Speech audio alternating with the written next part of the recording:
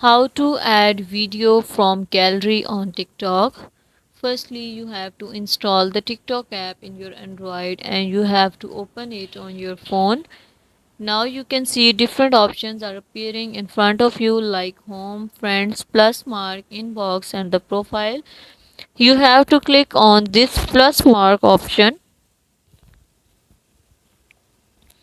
and we are going to know that how to add or select video from gallery and being uploaded on profile. Click on the upload video option and you can see upload.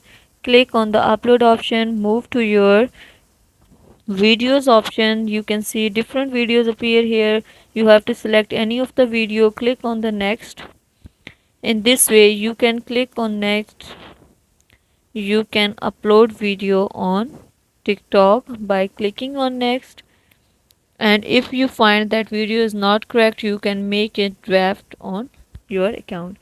Thank you so much. That was all. Please consider showing your support by commenting, liking, sharing and subscribing to our channel for more valuable content in the future.